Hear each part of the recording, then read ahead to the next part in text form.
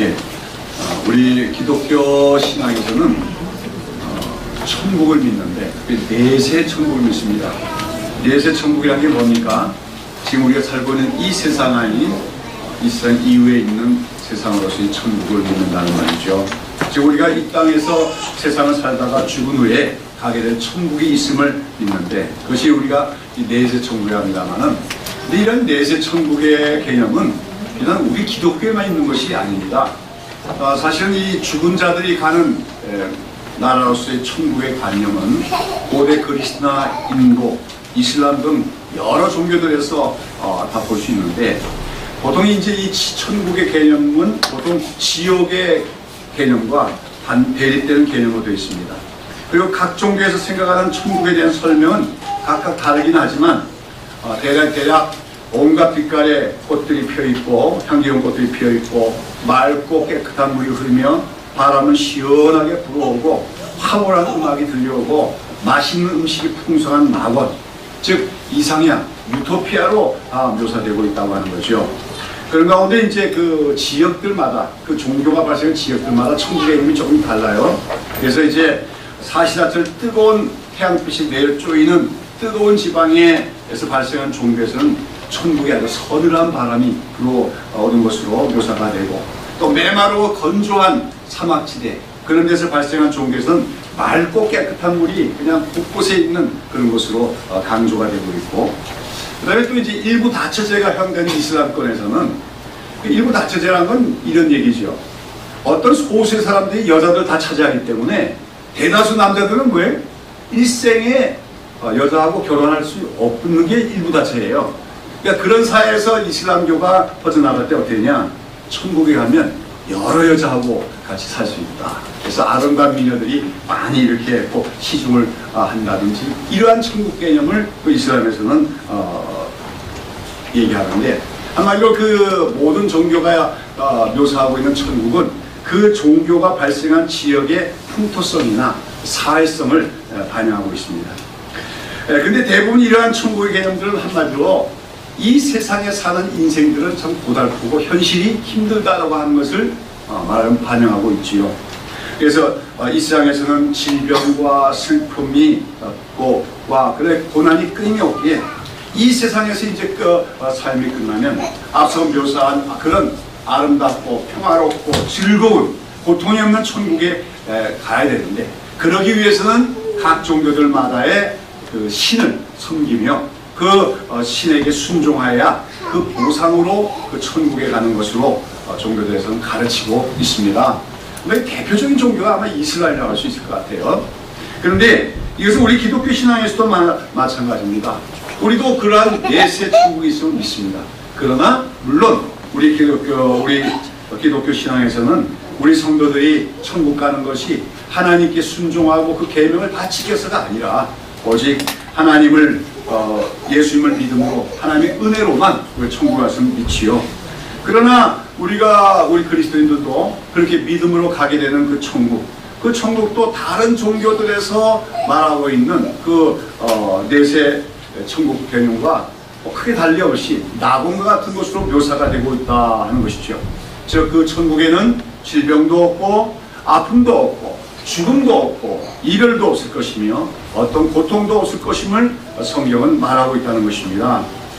자, 이런 천국의 개념, 즉 내세 천국은 참 이 세상에서 우리 인생이 살아가면서 늘 겪어야 되는 고통, 질병, 아픔, 이별, 슬픔, 또 가난, 이런 것이 없는 그런 아름다운 곳이다 하는 그런 천국의 개념은 이 땅에서 늘 참 그 희망이 없이 살아가는, 고통하며 살아가는 민중들에게는 대단히 큰 호소력을 가질 수가 있다고 하는 거죠. 일제시대 때 우리 한국교회 가장 대표적인 부흥사로서 최건능 목사라고 하는 분이 있었는데, 이분의 그 길거리 전도는 뭐 단순하죠. 뭡니까? 예수천당 부신지요. 그만 외치고 다녔어요. 아직까지 그거 하는 분들이 있잖아요. 그게 이제 최건능 목사님이 시작했던 건데, 예수천당 부신지요. 근데 이것이 굉장히 호소력이 있었다고 얘기합니다. 그렇지요. 일제시대 때 나라 빼앗기고 가난과 참 그 고통 속에 살아가는 민중들에게는 예수천당 불신지요. 예수천당.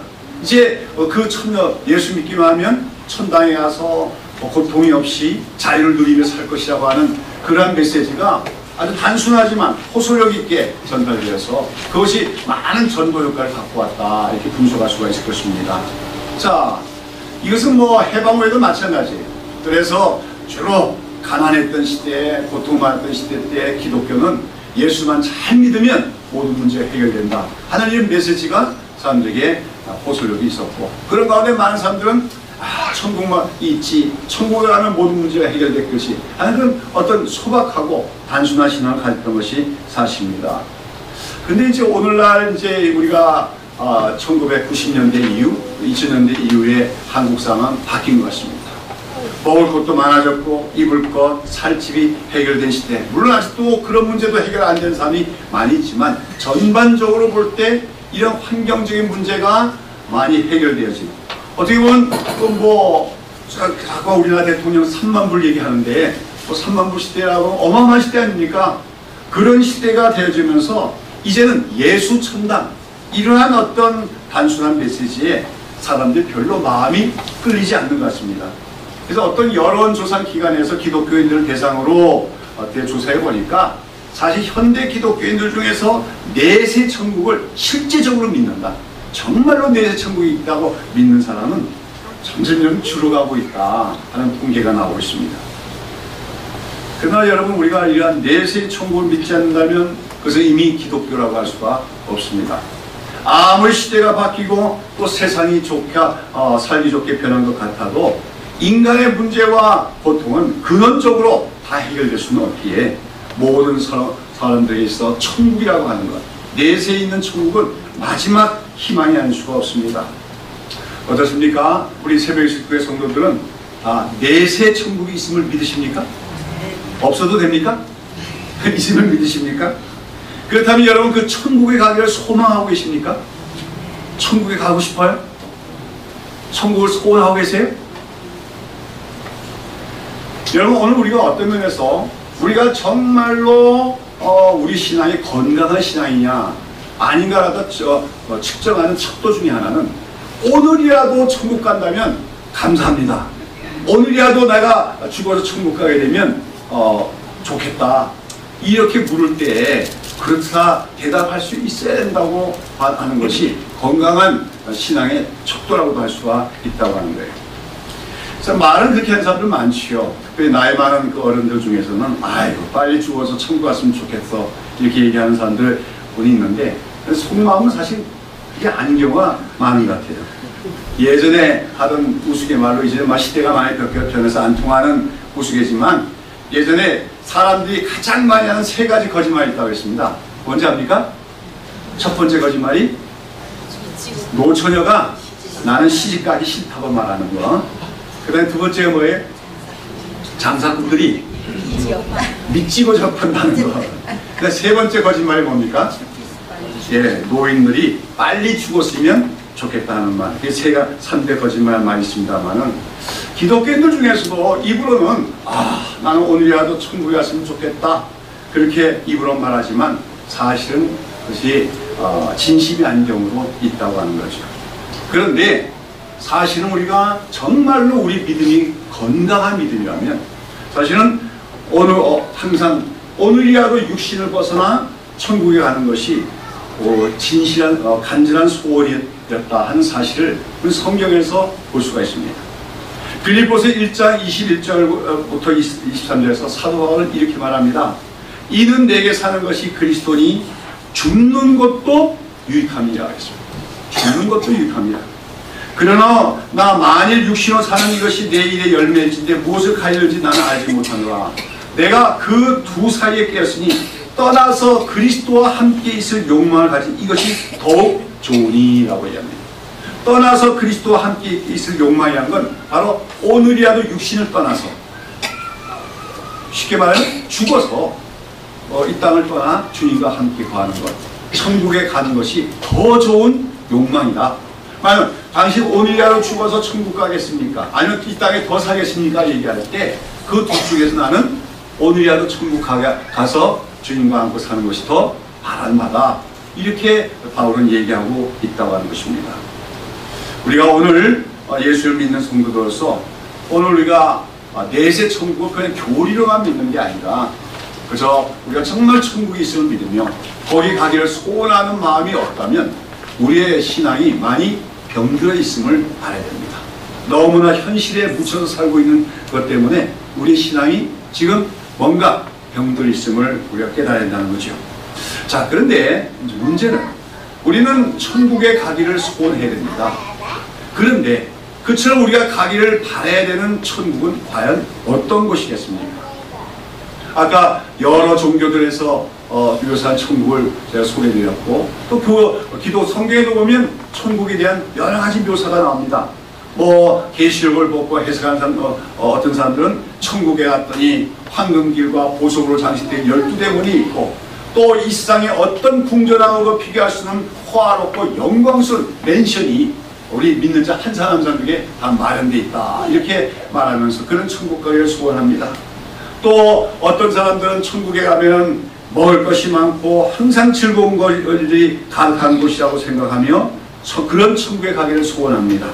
또 어떤 사람들은 천국이란 고통이 없는 것, 슬픔이 없는 것, 질병이 없는 곳이라고 생각하며 그런 이 고통과 슬픔과 질병으로 가득 찬 이 세상을 벗어나 그런 고통, 슬픔이 없는 천국에 가기를 소원하기도 합니다.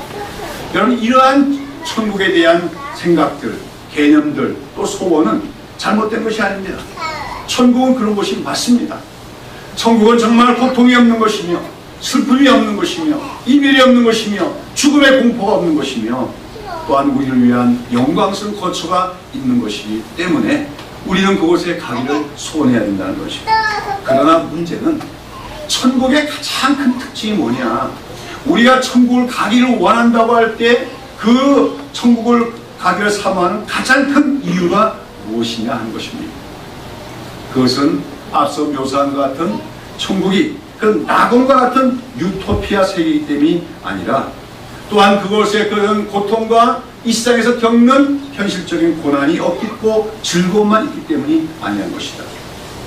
그렇다면 우리가 천국을 가기를 사모해야 되는 가장 중요한 이유가 무엇이냐? 그것에 대해서 오늘 우리가 살펴보는 출애굽기 본문이 말해주고 있다고 하는 것입니다. 오늘 우리가 제가 그동안 이제 구속사서 성경 강의하면서 민수기까지 왔습니다만 오늘 이제 33장 오는 이유는 이제 이스라엘 백성이 광야 생을 마치고 가나안 땅에 들어가게 될 것입니다. 근데 그 가나안 땅의 의미는 무엇이냐? 이제 우리가 그걸 좀 살펴볼 필요가 있어서 거꾸로 출애굽기를 지금 돌아온 것입니다. 우리가 출애굽기 33장 앞에 32장이 있어요. 32장에 어떤 사건이 기록되어 있냐면 바로 이스라엘 백성들이 금송아지로 우상 숭배한 범죄의 장면이 기록되고 있습니다. 여러분 아시죠? 이스라엘 백성이 시내산에서 하나님과 언약을 맺었습니다. 그리고 너희가 나의 말을 잘 지키겠느냐, 나의 계명을 지키느냐, 그렇게 하겠습니다. 서라고 그랬습니다. 그리고 모세는 시내산 꼭대기에 올라가서 하나님과 그 언약 문서인 그 율법들을 돌판에 새겨서 닫기 위해서 시내산 꼭대기에 올라가셨어요. 40일 동안 올라가셨습니다. 근데 그동안에 산 밑에서는 어떤 일이 벌어졌습니까? 모세가 올라가서 내려오는 것이 더뎌지자 이 백성들이 금붙이를 모아가지고 황금으로 금송아지를 만들고 그 앞에서 춤을 추고 축제를 하며 그 앞에 절을 하며 우상 숭배를 범한 것이었습니다. 십계명에서 하나님의 형상을 만들지 말고 그 앞에 절하지 말라고 했는데 언약을 세운 지 몇 차 얼마도 지나지 않아서 그런 우상 숭배의 범죄를 하며 언약을 깨뜨리고 만 것이죠. 여기에서 하나님은 진노하시면서 뭐라고 말씀하십니까? 출애굽기 32장에 오면 내가 이 패력한 이 백성들을 내가 완전히 진멸시키고, 진멸은 완전히 그냥 다 멸망시킨다는 거죠. 이 민족을 내가 진멸시키고 모세야 내가 너로 말미암아 새로운 민족, 새로운 나라를 이루게 하리라, 이렇게 말씀하십니다. 그때 모세는 자기의 목숨, 생명을 걸고 하나님께 간구합니다. 차라리 내 이름을 생명책에서 지울지언정 이 백성들의 죄를 뭡니까? 사하여 달라고 간절히 구합니다. 하나님께서는 그러한 모세의 중보 기도를 들으시고 이스라엘 백성들을 그 광야에서 다 진멸하시겠다고 하는 생각을 돌이키십니다. 그러면서 이제 오늘 본문에 보면 좋다, 내가 너희들의 그 우상 숭배한 죄를 용서해 주마. 그리고 너희들로 하여금 원래 그들이 가야 될 목적지인 젖과 꿀이 흐르는 그 땅, 가나안 땅으로 가도록 해주마. 너희들이 가도록 내가 아브라함과 이삭과 야곱에게 맹세한 그 땅을 이 백성들에게 주마. 그리고 내 사자를 보내서 그가 그 길을 갈 수 있도록 인도하고 그 땅에 사는 모든 민족들을 쫓아내도록 해주마.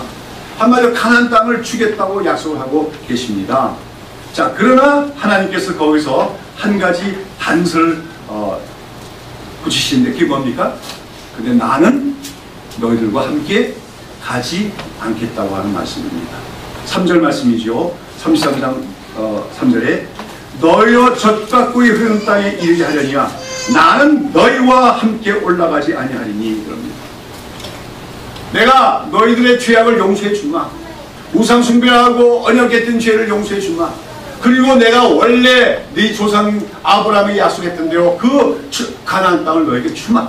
젖과 꿀이 흐르는 땅을 너에게 줄 것이고 그 땅에 들어가서 그 땅에 살고 있는 모든 족속들 다 쫓아낼 수 있도록 나의 여호와의 사자가 앞서 나갈 것이다. 약속하십니다. 약속을 이행하겠다고 말씀합니다. 그러나 하나님 뭐라고 하시는 겁니까? 나는 너희와 함께 올라가지 아니하겠다. 그러면서 왜 그러십니까? 그러면 너희는 목이 곧은 백성인즉 내가 중노에서 너희를 진멸할까 염려함이라 하십니다. 무슨 말입니까? 너희는 봤더니 목이 곧은 백성이란 것이요. 반역적인 백성이란 거예요. 그래서 하나님과 언약을 그렇게 굳게 맹세하고도 세우고도 며칠 지나지 않아서 언약을 깨뜨리고 범죄하는 너희들, 또 광야길을 가다가 또 몇 번씩이나 나에게 그렇게 반역을 할지 내가 알지 못하니 그때 가서 또 범죄하면 내가 더 이상 인내하지 못하고 너희를 완전 진멸할까 두렵다. 그러니 이제 너희들 좋은 땅, 젖과 흐르는 땅, 아름다운 땅 내가 주마. 그 땅으로 가라. 그 땅을 얻을 수 있도록 내가 해주마. 그러나 나는 너희와 함께 가지 않겠노라고 하나님이 말씀하시는 것이요. 여러분, 이러한 하나님의 말씀을 듣고 모세가 어떻게 합니까? 하나님께 또다시 간구하기 시작하는 것이죠. 그 내용이 15절과 14절에 나옵니다. 뭐라고 합니까? 모세가 여호와께 고하되 주께서 친히 가지 아니하시거든 우리를 이곳에서 올려보내지 마옵소서. 주께서 친히, 하나님께서 친히 우리와 함께 가지 않으시려거든 이 메마른 광야 여기에서 우리를 더 이상 올려보내지 마시옵소서. 아무리 가나안 땅이 젖과 꿀이 흐르는 땅이고 아름다운 땅이고 풍요한 땅일지라도 하나님이 그곳에 우리와 함께 가시죠. 함께 하시지 않는다면 우리 올라갈 필요가 없습니다. 그런 거예요. 그러면서 하는 말이 뭡니까? 나와 주의 백성이 주의 목전에 은총을 입은 줄을 뭘로 알릴까? 주께서 우리와 함께 행하심으로 나와 주의 백성을 천하 만민 중에 구별하시니 아닙니까? 모세는 말하는 것입니다. 우리 이스라엘 민족이 하나님의 백성이라고 하는 것, 세상 속에서 구별된 하나님의 백성이라고 하는 가장 중요한 특징은 무엇이냐? 잘 먹고 잘 살고 가나안 땅에 산다는 것이 아니라 하나님이 우리와 함께 하신다는 그 사실이 아닙니까? 그것이 우리가 세상에서 구별된 백성이라는 것이 아니겠습니까? 그럽니다. 여기 보면 그거에 대해서 이러한 모세의 간구에 대해서 이제 하나님이 뭐라고 대답하시는 것입니까? 14절에 여호와께서 가라실 때 내가 친히 하리라, 내가 너로 편케 하리라. 하나님은 또다시 모세의 중보기를 들으십니다. 그러면서 그래, 내가 너희들이 또 나에게 반역을 할까봐, 그래서 내가 또다시 진노하여 너희를 진멸할까봐 너희와 동행하지 않겠다고 했지만 모세의 간절한 기도를 받아들여서 하나님이 친히 함께 가시겠다고 다시 약속해 주시는 것을 봅니다. 여러분, 여기서 모세가 한 말, 하나님께서 우리와 함께 가시지 아니하면 우리를 올려보내지 마옵소서. 여기서 모세는 가나안 땅의 의미를 알고 있는 것입니다. 가나안 땅의 본질을 알고 있는 것입니다. 가나안 땅 젖과 꿀이 흐르는 땅이라고 했습니다. 풍요한 땅입니다. 그들이 애굽으로 해서 노예로 살았는데 그 노예로 살고 있었던 애굽 땅보다도 좋은 땅입니다. 지금 그들이 머무르고 있는 광야입니다. 메마른 곳입니다. 황량한 곳입니다. 그것에 비하면 가나안 땅은 정말로 천국과 같은 곳이죠. 그러나 모세는 말합니다. 아무리 우리가 그 가나안 땅에 들어가서 그 땅의 모든 풍요로움을 맛본다 할지라도 하나님이 그곳에 우리와 함께 가시지 않는다면 우리는 올라갈 필요가 없습니다. 올라갈 가치가 없습니다. 아무리 가나안 땅이 좋은 환경이고 아름다운 곳이라도 하나님이 우리와 함께 계시지 않는다면 그것은 아무 가치가 없다고 말하면서 오히려 어떻게 합니까? 하나님이 우리와 함께 가지 않으실지라면 차라리 우리로 하여금 이 광야에서 계속 살게 해달라고, 평생을 그 광야에서 살다가 죽더라도 여기서 우리와 하나님이 지금 함께하고 계신 그 상태를 우리가 누리게 살게 해달라고 모세는 얘기를 한 것입니다. 여러분, 오늘 우리는 이러한 모세의 기도, 모세와 하나님과의 대화 속에서 모세가 간구한 내용 속에서 우리 하나님 백성들에게서의 가장 큰 소원과 기쁨과 위로가 무엇이 되어야 될까 하는 것을 우리가 깨달을 수 있어야 될 줄로 믿습니다. 이스라엘 백성들이 장차 들어가게 될 가나안 땅은 어느 날 우리 그리스도인들이 사모하는 천국에 대한 모형이라고 할 수가 있습니다. 오늘 우리는 이 땅에 살아가고 있는 것이 광야길을 걸어가는 것과 마찬가지입니다. 우리의 삶에는 고난이 있고 어려움이 많습니다. 때로는 정말 내려져 있는 태양 같은 그런 시련도 있습니다. 그러나 우리가 이 인생을 다 마치는 그날에 우리는 요단강을 건너가 장차 천국에 들어갈 것을 믿습니다. 그것은 오늘 우리 믿는 자들이 갖고 있는 가장 큰 소망 중에 하나입니다. 그 소망이 있기 때문에 천국에 있다, 내세우게 갈 천국에 있기 때문에 우리는 오늘 현실 속에서 어려워도 인내할 수 있고 참을 수가 있는 것입니다. 그런데 우리가 가장 깊이 우리가 깊이 생각해야 될 그런 것은 그처럼 우리가 장차 들어가게 될 천국이 우리의 가장 큰 소망과 기쁨이 되는 까닭은 무엇인가 하는 것입니다. 서두에서 말씀드린 것처럼 천국은 고통도 없고 온갖 아름답고 진귀한 것들로 충만한 것일 것입니다. 또 가난도 없고 전쟁도 없고 질병도 없는 평화로운 곳일 것입니다. 그러나 아무리 그곳이 모든 것이 다 갖추어진 낙원과 같은 곳, 유토피아 같은 곳이랄지라도 하나님이 우리와 함께 계시지 않는 곳이면 아무런 의미가 없는 곳임을 우리는 알아야만 합니다. 하나님이 없는 천국 상상할 수가 없습니다. 하나님이 없는 천국은 또 다른 지옥이요, 또 다른 고통이기만 한 것입니다. 그래서 모세는 하나님께서 친히 우리와 함께 가시지 않을 것이라면 우리를 올려보내지 마옵소서. 차라리 광야길에서 우리가 살다가 죽게 하옵소서. 그렇게 모세는 간구를 했다고 하는 것입니다. 모세는 이스라엘이 복받은 하나님의 백성임을 뭘로 얘기하는 것입니까? 그들이 형통하고 번영하고 풍요로운 환경 속에서 살 수 있는 것이 이스라엘의 축복이 아니라 하나님이 그들과 함께 하십니다. 오로지 그것이 가장 큰 축복의 임을 그는 말하면서 그런 하나님께서 우리와 함께 가시지 않는 가나안 땅 가고 싶지도 않거니와 갈 필요도 없고 갈 가치도 없다고 모세는 얘기한 것입니다. 여러분, 오늘도 우리는 천국을 갈망하며 소망하며 살아갑니다만 천국의 본질은 어디 있느냐? 천국의 본질은 어디 있습니까? 하나님이 우리와 함께 계시다. 거기에 있으면 깨닫고 기억해야 될 줄로 믿습니다. 흔히 천국의 상급과 영생을 얻기 위하여 하나님을 믿는다고 말할 때가 있습니다만 오늘 우리가 이 모세의 간구와 기도를 통해서 깨닫게 되는 것은 천국에 있는 아름다운 것들, 그 좋은 것들은 다 부차적인 것에 지나지 않은 것임을 기억을 해야 된다는 거예요.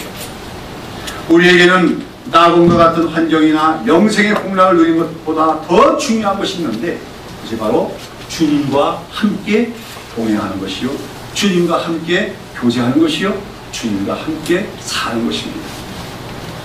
아무리 풍요한 엄청난 풍요와 또한 생명과 그러한 즐거움을 누릴 수 있는 것이라도 거기에 주님이 우리와 함께 계시지 않는다면 그것은 결코 하나님 나라가 될 수가 없습니다. 차라리 이 땅에서 돌아오는 광야길을 걸어가는 것 같은 고생을 할지라도 하나님과 늘 동행할 수만 있다면 그것이 오히려 진정한 천국이며 우리가 더 사모해야 될 곳인 것입니다. 그래서 나중에 이스라엘이 가나안 땅 들어가서 번영하고 또 풍요해졌을 때, 부유해졌을 때 범죄했습니다. 우상 숭배를 했습니다. 그때 그들의 죄악을 질책한 선지자들 중에 특별히 이제 호세 같은 선지자는 이스라엘이 차라리 광야에 있었을 때가 가장 행복한 때였다, 그렇게 묘사하고 있는 것을 보게 되었습니다. 광야길 어떻습니까? 정말 힘든 곳입니다. 삭막한 곳입니다. 그러나 그곳에서는 하나님이 늘 그들과 함께 하셨습니다. 그들 가운데 성막이 지어지고 하나님의 영광이 함께 있으며 날마다 불기둥과 구름기둥으로 인도하여 주셨습니다. 풍성한 재물을 쌓는 창고도 없습니다. 하루하루 하나님 내주시는 만나 메추리로 먹고 살 뿐이었습니다. 그러나 그들은 굶주리지 않았고 그 발이 부르트지 않았고 넉넉하진 않지만 하나님의 그 사랑과 은혜를 맛보며 살아가셨던 그것이 가장 이스라엘의 역사 속에서 행복했던 때였다, 선지자들은 지적하고 있다고 하는 것입니다. 이것은 오늘 우리 이 시대에 살아가는 그리스도인들도 마찬가지입니다. 우리에게 가장 복된 것은 무엇일까요? 삶이 여유로워지고 풍요로워지고 많은 물질적인 부유함을 얻는 것이 행복일까요? 옛날보다 더 좋은 집에 사는 것, 더 좋은 환경을 누리는 것, 그런 사람들과 많은 교제를 누리며 즐거워할 수 있는 그런 조건들을 얻는 것이 우리가 행복일 것입니다. 한국교회는 어쩌면 언젠가부터 그런 세속적인 행복을 추구하는 기독교가 되었다고 하는 것입니다. 과거의 한국교회는 가난했습니다. 그래서 가난을 벗어보려고 신앙생활을 하는 것이 동기가 되는 때가 많았다고 하십니다. 전 국가적으로 잘 살아보세요, 잘 살아보세요 할 때 한국교회도 역시 잘 살아보세요, 잘 살아보면서 하나님 우리 잘 살게 해달라고 하나님께 간절히 부르시며 기도했습니다. 그러면서 나타난 신학이 소위 번영신학이니 삼박자 축복이니 하는 등의 세속적인 신앙과 신학이 한국교회를 지배했고 또 그 결과 수많은 사람들이 가난을 벗어보기 위한 동기를 갖고 교회에 들어왔고 열심히 기도했고 말로 열심히 신앙생활했고 그러면서 한국교회는 외형적인 성장도 어마어마하게 이루었습니다. 그 결과 오늘 한국교회는 정말 힘들고 어렸을 때 그 교회와 비교해서 비교할 수 없을 정도로 부유해졌고 크나큰 교회당도 많아졌고 그랬지만 정말로 오늘 한국교회가 과거보다 영적으로 더 풍성해졌으며 생명으로 더 충만해졌다고 할 수가 있느냐는 것입니다. 거꾸로가 아닙니다. 버트단 교회 건물도 많고 대형 교회 건물도 많고 수많은 교회과 경제적인 부유 속에서 오히려 생명력은 고갈되어 가고 있고 하고 있는 것이 오늘 한국교회 현실이라고 할 수밖에 없습니다. 그 중요한 이유는 무엇입니까? 외적으로는 부유해지고 외적으로는 가진 것이 많아졌지만 하나님과는 거리가 멀어졌기 때문입니다. 오늘 한국교회 안에 하나님이 계신가? 하나님이 함께 하고 계신 거니까 그렇게 우리가 가능하게 어렵습니다. 혹시 하나님이 떠나가신 것이 아닙니다. 오늘 공동기도문에서 나왔지만 에스겔의 환상 속에 보면 예루살렘으로부터 하나님의 영광이 떠나가는 그런 모습이 나타납니다. 아무리 번듯한 건물이 있고 성전 건물이 있고 화려한 예배의식이 진행될지라도 하나님의 영광, 하나님의 임재가 떠난 그 성전은 더 이상 거룩한 건물이 될 수가 없습니다. 혹시 오늘 한국교회가 우리의 영은 그럴듯하고 내면 그 안에는 형식과 의식도 많고 수많은 재화가 있을지라도 하나님의 임재와 영광이 떠난 교회가 된 것은 아닌가, 우리가 돌아봐야 될 시점인 줄로 믿습니다. 그리고 그렇게 된 이유 중에 하나는, 중요한 이유는 천국에 대한 개념이 잘못되었기 때문이 아닙니다. 그리고 그 천국은 우리가 내세 천국이 즐겁고 아름답고 풍요롭고 부유한 것이라고만 생각하는 개념, 세속적인 개념의 연장선상에 있었기 때문이 아닌가 생각하게 됩니다. 진정한 천국의 본질은 무엇인가? 오늘 모세의 기도를 통해서 우리가 알아야 줄 압니다. 하나님이 우리와 함께 계십니다. 그것이 천국의 본질이다 하는 사실을 우리는 깊이 깨달을 줄로 믿습니다. 사랑하는 여러분, 우리가 잘 아는 찬송으로 482장 찬송이 있는데요, 내 기도하는 한 시간 그때가 가장 즐겁다, 그런 찬송이 있죠. 기도하는 한 시간이 왜 즐겁습니까? 많은 사람들은 기도를 하나님과 전투하는 시간, 하나님께 뭔가 구하는 시간으로 알고 있어요. 주세요, 주세요, 주세요. 어려운 거 해결해 주세요. 아닙니다. 기도의 본질은 하나님과 함께 교제하는 시간입니다. 하나님과 사랑의 대화를 나누는 시간입니다. 그렇기 때문에 기도하는 그 시간은 그때가 가장 즐거운 것입니다. 오늘 여러분은 그 즐거운 시간을 마련하고 있습니다. 그 주님과 함께 교제하는 그 행복, 그 즐거운 시간을 누리고 있습니다. 또 우리가 잘 아는 찬송 495장 찬송 있잖아요. 내 영혼이 은총 입어 중한 죄짐 벗고보니, 그 찬송에 보면 뭡니까? 2절에 보면 주의 얼굴 뵙기 전에 멀리 뵈던 하늘나라 내 마음속에 이루어지니 나누고 가깝도다 했어요. 여러분, 이런 찬송 보면 정말 은혜 받은 성도의 찬송을 알 수 있습니다. 이 찬송을 지은 성도는 자신이 하나님의 은혜를 받기 전에는, 형식적인 기독교인일 때는 천국이 어떻게만 생각했어요?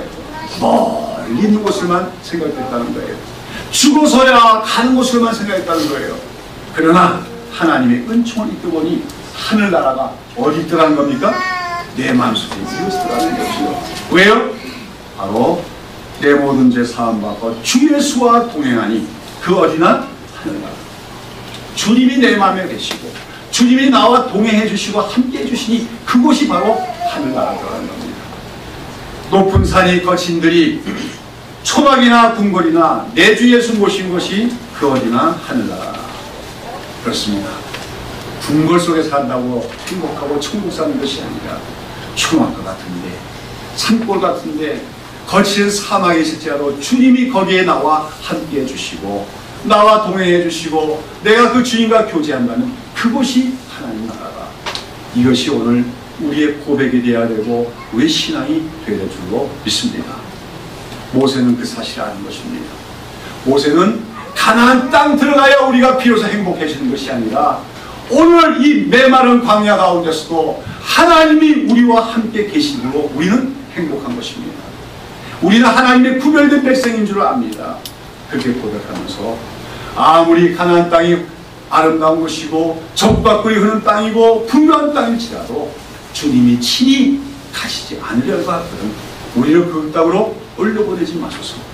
우리가 이 광야에서 계속 살게 해달라고 기도했습니다. 오늘 여러분은 그렇게 기도할 수 있습니까? 가난해도 좋습니다. 삶에 풍요함이 없어도 좋습니다. 내 삶이 광야와 같아도 좋습니다. 주님과 늘 동행할 수 있게 해주십시오. 주님과 함께 거하는 시간이 더욱 많게 해주십시오. 주님과 교제하는 시간을 늘 누릴 수 있게 해주십시오. 그렇게 기도할 수가 있겠습니까? 오늘날의 수많은 한국교인들은 과거에는 믿음이 있었는지 몰라도 무언가 현실적인 이유들 때문에 삶의 분주함 때문에 하나님과 함께하는 시간들을 빼앗겨가고 있습니다. 그것은 탕진입니다. 그것은 파산입니다. 하나님과 함께하는 시간을 잃어버리는 것처럼 어리석은 손실은 없음을 기억해야 될 줄로 믿습니다. 오늘 우리는 이 시대를 살아가면서 특별히 한국 사회가 더 그런 거예요. 이 한국 사회를 지배하고 있는 이 경제지상주의라고 하는 이 미신, 이 우상숭배에 휘둘리고 있음을 우리는 깨달아야 됩니다. 작년에도 세월호 사태 때문에 온 국가적인 슬픔이 왔고 이번에도 메르스 사태가 퍼졌지만 정부가 초기 대응 못하고 하는 모습, 그 최근에 보면요, 우리 사회를 지배하는 경제만능주의, 경제지상주의, 이것이 너무 뿌리 깊게 자리 잡고 있는 걸 볼 수 있습니다. 사람의 생명보다도 돈을 더 중요시 여기는 세상. 앞으로도 경제만 성장돼서 3만 불, 4만 불 되면 우리 사회가 더 행복해지고 국민들이 행복해질 거라는 그런 천박한 사상. 그것 때문에 오히려 사회는 점점 더 갈수록 자살률이 높아져가고 이혼율이 높아져가고 삶에 만족이 없는 사람의 삶의 모습이 나타나고 있습니다. 근데 교회가 그것을 조금 더 바꾸지 못합니다. 왜요? 교회도 그 조를 따라가고 있기 때문에 큰 것이 좋은 것이다, 화려한 것이 성공한 것이라고 생각하기 때문에 그런 속에서 우리는 다시 한번 무엇이 천국인가 생각해봐야 될 우리가 될 줄로 믿습니다. 물론 우리는 이 땅에서의 삶이 끝나면 하나님이 저 천국으로 우리를 인도하실 것입니다. 그것은 아름다운 곳일 것입니다. 그것은 풍요로운 곳일 것입니다. 그것은 질병도 없고 평화가 있는 것일 것입니다. 그러나 가장 중요한 본질은 이 땅에서 우리가 아무리 영적으로 깨어있다 할지라도 주님과 늘 함께 할 수가 없지만 그 천국에만 가면 주님이 늘 우리가 얼굴을 대하며 하나님과 줄 그 얼굴을 뵈며 늘 주님과 함께 거할 수 있기 때문에 영원히 함께 거할 수 있기 때문에 그 천국은 정말로 우리가 가야 할 곳이요 우리가 사모해야 될 것임을 기억해야 될 줄로 믿습니다. 그러나 우리는 그러한 내세 천국에 가기 전에 오늘 우리의 삶에서 현실의 삶에서 그 천국의 본질인 하나님이 우리와 함께 하심을 누리가는 주의 백성들이 되어야 될 줄로 믿습니다. 하나님과 함께하는 시간을 더 소중히 여기며 하나님과 함께 할 수 있는 기회를 더 마련해가는 것이 지혜로운 성도의 삶이라는 것을 깨달으시기를 바랍니다. 우리와 함께 가지 않으시려고요. 그 가나안 땅이 아무리 좋은 곳이 할지라도 하나님이 함께 가시지 않을지라면 우리를 그리로 올려보내지 마옵소서. 차라리 광야에서 우리를 살게 해주십시오. 그 모세의 기도가 우리의 기도가 되어서 주님, 내가 현실적으로 많은 부족함이 있을지라도 하나님 한 분으로 만족할 수 있고 하나님 한 분 모신 것으로 기쁨으로 삼을 수 있는 믿음을 주시옵소서. 이렇게 하면서 우리가 하나님과 함께 거할 수 있는 시간들을 마련하기 위하여 뭔가 세상적인 거, 일상적인 거에도 좀 손해 볼지라도 우리가 하나님께 더 가까이 나가는 지혜로운 성도들이 될 수 있기를 예수님의 이름으로 축원합니다. 기도하겠습니다.